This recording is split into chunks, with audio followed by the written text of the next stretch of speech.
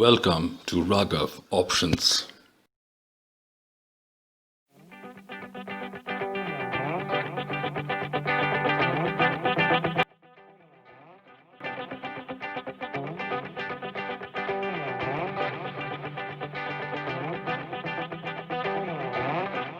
नमस्कार दोस्तों, आइए देखते हैं कि आज का मार्केट कैसा था और एफआईआई डेटा क्या है।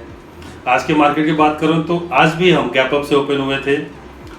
थोड़ा सा स्टार्टिंग में हम 10-20 पॉइंट नीचे आए और निफ्टी जो है ऑलमोस्ट 11,700 के आसपास ओपन होकर के वहां से नीचे आया था 11,640 के आसपास। सो जब निफ्टी ओपन हुआ था ओपन इंटरेस्ट उसका सेम था 3% के आसपास। और एक चीज़ हमने ऑब्जर्व किया कि निफ्टी अगर ऊपर भी जा रहा है तो ओपन इंटरेस्ट इंक्रीज नहीं हो रहा है, तो इस वजह से मुझे ये नहीं लग रहा था कि शॉर्ट कवरिंग आएगी आज के मार्केट में। लेकिन जैसे ही निफ्टी ने कल के हाई को ब्रेक किया 11,660 के आसपास, जैसे उसने ब्रेक किया निफ्टी को सपोर्ट किया रिलायंस में ज़बरदस्त शॉर्ट कवरिंग आई। रिलायंस में कोई फ्रेश बैंक नहीं थी, लेकिन शॉर्ट पोजीशन पिछले 3-4 दिनों से, जैसे मैं आपसे बार बार कह रहा था कि रिलायंस अभी सोया हुआ शेयर है, इसको जो है शॉर्ट न करें। और जिस तरीके से इसमें शॉर्ट बिल्टअप हुआ था उसकी वजह से आज रिलायंस में जबरदस्त शॉर्ट कवरिंग हुई और उसके कारण आज जो है निफ्टी मुझे लगता है कि 750 और 770 के आसपास के लेवल पे इंक्रीज करके गया था। बैंक निफ्टी की बात करूं तो बैंक निफ्टी ने भी एक रेंज में ओपन किया था। बैंक निफ्टी दिन भर एक रेंज में रहा, बहुत ज़्यादा कुछ उसमें हलचल नहीं हुई। लेकिन हाँ, बैंक निफ्टी में भी देखा जाए तो 23,000 के कॉल राइटर्स सुबह सुबह अग्रेसिव एग्जिट होने लगे। लेकिन सेकेंड हाफ में मैंने एक चीज़ ऑब्जर्व किया कि 23,000 पे हैवी कॉल राइटिंग हुई है। तो बैंक निफ्टी के लिए कल 23,000 का लेवल बड़ा इंपॉर्टेंट है। अगर कल 23,000 के ऊपर सस्टेन होता है तो ही शॉर्ट कवरिंग आएगी, वरना मुझे लगता है बैंक निफ्टी कहीं ना कहीं अब जो है शायद 22,400 22,600 के रेंज में जाकर के एक्सपायरी कर दे। सो आज ओवरऑल देखो तो केवल और केवल शॉर्ट कवरिंग का सहारा था। जैसे ही निफ्टी ओपन हुआ था ऑलमोस्ट जैसे मैंने कल बताया था आपको 40 से 50 लाख कॉल राइटर्स थे जो ट्रैप हो चुके थे। आज उन्होंने दोबारा एग्जिट लेना स्टार्ट किया। जिन लोगों ने अपनी पोजीशन को शिफ्ट किया था 11,600 से 11,700 पे, आज उनको दोबारा से लॉस बुक करना पड़ा। तो ऑलमोस्ट देखा जाए तो 34 से 35 लाख कॉल राइटर्स आज एग्जिट हो चुके हैं। तो सिस्टम में अब बहुत शॉर्ट पोजीशन है नहीं। इस लेवल पे मैंने एक चीज ऑब्जर्व किया कि अब ये लेवल आ चुका है जहां पर कि अब मुझे लॉन्ग नहीं करना है। तो आज का जो दिन भर का मार्केट था, जितनी जो उसमें उठापटक हुई है, इन सब चीजों से एक चीज ऑब्जर्व किया कि अब मुझे इस मार्केट में लॉन्ग नहीं करना है।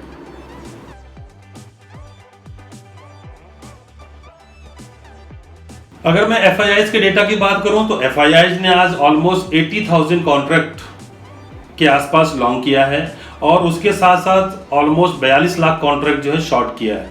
सो निफ्टी को आज फिर उन लोगों ने लॉन्ग किया है। लेकिन एक चीज मैंने ऑब्जर्व किया, क्लोजिंग टाइम में जो निफ्टी का ओपन इंटरेस्ट था उसमें 13 लाख कॉन्ट्रैक्ट जो है एग्जिट हुए हैं लॉन्ग साइड से। तो ये जो लॉन्ग साइड से एग्जिट हुए हैं, मुझे लगता है ये कहीं ना कहीं बड़े प्लेयर हैं जिन्होंने आज लॉन्ग पोजीशन अपनी छोड़ दी है इस लेवल पे। और ये मुझे लगता है इस लेवल पे प्रॉफिट बुकिंग आनी भी चाहिए, क्योंकि निफ्टी में हम देखें तो 10,800 से ऑलमोस्ट 11,800 नॉन स्टॉप आ चुके हैं विदाउट एनी करेक्शन। सो इस लेवल पे प्रॉफिट बुकिंग 100% आएगा।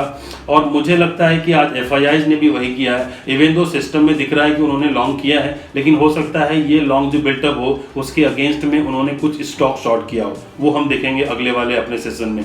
तो अगर मैं ऑप्शन की बात करूं तो ऑलमोस्ट 4,60,000 कॉन्ट्रैक्ट पुट लॉन्ग किया है, कॉल शॉर्ट किया है। और उसके साथ साथ 4,45,000 कॉन्ट्रैक्ट कॉल लॉन्ग किया है, पुट शॉर्ट किया है। सो ये डेटा भी मुझे बता रहा है कि इस बार उन्होंने पुट लॉन्ग किया हुआ है। शायद उन्होंने जो निफ्टी को इस लेवल पे जो शॉर्ट एग्जिट किया है या फिर जो स्टॉक लॉन्ग किया होगा उसमें मुझे लगता है उसको हेज करने के लिए उन्होंने पुट बाई किया हुआ है। स्टॉक्स की बात करता हूं तो आज स्टॉक्स में ऑलमोस्ट 10,000 करोड़ के कॉन्ट्रैक्ट के उन्होंने स्टॉक फ्यूचर में से एग्जिट किया है और शॉर्ट पोजीशन बिल्टअप किया है। तो हो सकता है कि इंडेक्स लॉन्ग में है और उन्होंने इंडेक्स के स्टॉक को शॉर्ट किया हो, whether it is IT, whether it is FMCG, whether it is NBFC.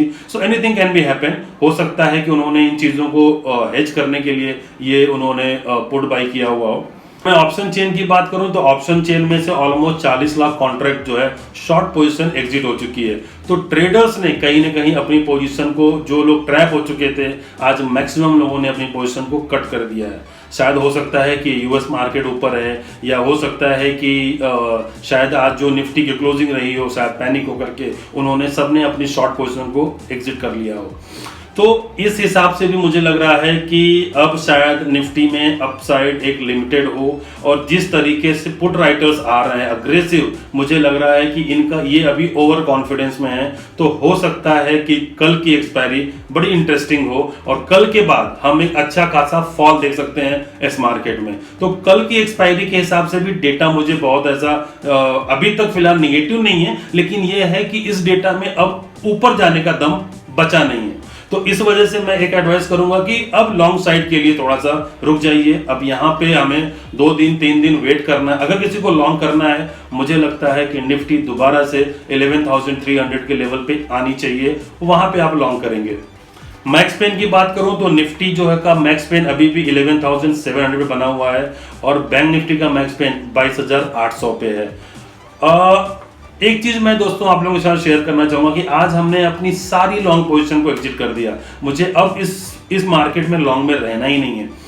अब मैं यहाँ पे हमने थोड़ी थोड़ी शॉर्ट बुक बिल्टअप करना स्टार्ट किया है। मैंने आज मेरे जितने भी एडवाइजर्स हैं, क्लाइंट्स हैं, मैंने आज सबको बोला है कि अब यहाँ से धीरे धीरे हमें शॉर्ट पोजीशन बनानी है। हो सकता है निफ्टी 100-150 पॉइंट और ऊपर जाए, लेकिन मुझे यहाँ पे लॉन्ग नहीं करना है, क्योंकि हम ऑलरेडी 11,200 से 11,100 से लॉन्ग में बैठे थे। अब हम यहाँ पे एग्जिट कर चुके हैं। 100-200 पॉइंट रैली मिस भी हो जाएगी, मुझे कोई फर्क नहीं पड़ता, लेकिन मुझे यहाँ पे अब लॉन्ग नहीं करना है। चाहे ये बैंकिंग स्टॉक्स हो, चाहे वो निफ्टी के स्टॉक्स हो, चाहे वो रिलायंस हो, चाहे वो एचडीएफसी हो, एनीथिंग। मैं अब इस लेवल पे फिलहाल मैं लॉन्ग पोजीशन बिल्टअप नहीं करूंगा।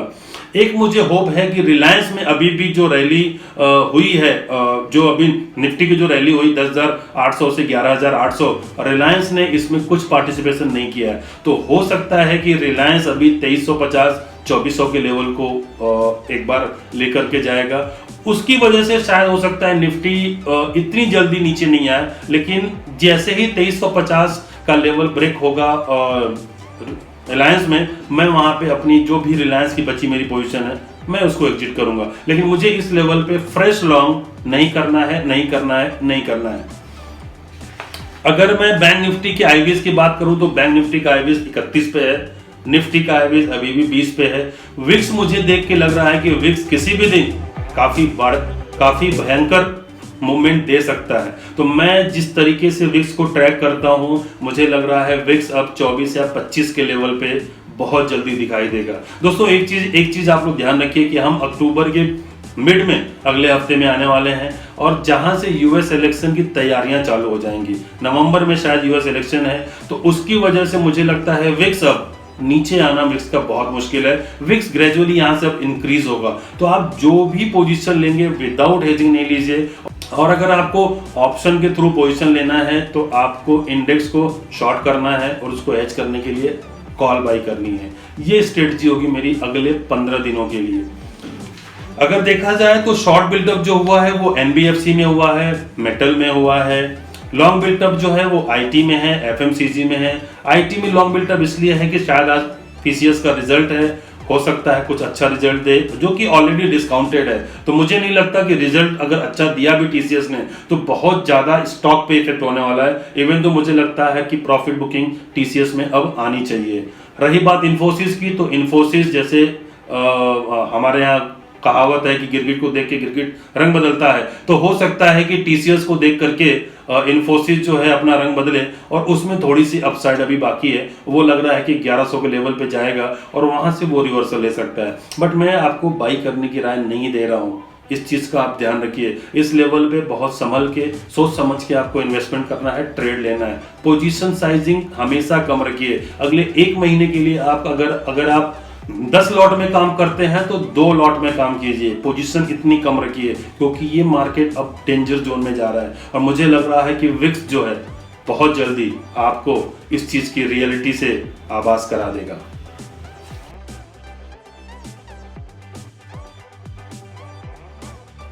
कल के मार्केट की बात करूं तो कल एक इंपॉर्टेंट दिन है, एक्सपायरी है निफ्टी का, और पिछले 1 हफ्ते में निफ्टी ने सबके माथे से पसीना निकाल दिया है। मुझे लगता है कि कल वो दिन शायद कंटिन्यू रहेगा।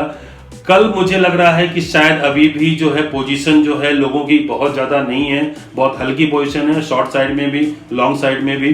तो मुझे लगता है कि कल अगर हम गैप अप से नहीं ओपन होते हैं, अगर हमने कल 11,800 के लेवल को डिफेंड कर लिया, 11,800 के ऊपर अगर हम नहीं ओपन हुए, तो मुझे लगता है एक्सपायरी 700 के नीचे भी हो सकती है। अगर 11,800 के ऊपर अगर हम ओपन हो गए तो थोड़ा सा मुझे लगता है मुश्किल होगा नीचे आना, क्योंकि वहां पे ऑलरेडी बहुत ज़्यादा कॉल राइटिंग है, 750 में कॉल राइटिंग है, 800 में कॉल राइटिंग है, तो हो सकता है कि शॉर्ट कवरिंग और आ सकती है। लेकिन अगर हम 800 के नीचे ओपन होते हैं तो मैं जो ऑप्शन बायर हैं उनको एक एडवाइस दूंगा कि 11,800 का पुट बाई कर सकते हैं। बैंक निफ्टी अगर 23,000 के ऊपर ओपन नहीं होती है तो 23,000 का पुट बाई कर सकते हैं। ऑप्शन सेलर के लिए थोड़ा मैं बोलूँगा कल वो ट्रेड अवॉइड करें, क्योंकि ऑप्शन सेलर के लिए शायद कल का दिन बहुत मुश्किल होगा एडजस्टमेंट कर पाना, क्योंकि विक्स मुझे लग रहा है कि कल 21 या 22 के लेवल पे जा सकता है वोलेटिलिटी की वजह से। तो कल दोनों साइड का ट्रेड मिल पाना बहुत मुश्किल होगा, इसलिए वन साइड ट्रेड लीजिए। कल हो सकता है कि निफ्टी 11,700 के नीचे एक्सपायरी दे दे, इस चीज़ का ध्यान रखिए और कल सावधानी से ट्रेड कीजिए। दोस्तों, अगर आपको ये चैनल पसंद आए तो उसको लाइक कीजिए, सब्सक्राइब कीजिए, शेयर कीजिए और कमेंट तो जरूर कीजिए, ताकि हम आने वाले वीडियो को और अच्छे से इम्प्रूव कर सकें और आप लोगों के सामने ऐसे ही रोज नए नए एनालिसिस लेकर के आ सकें। Thank you so much.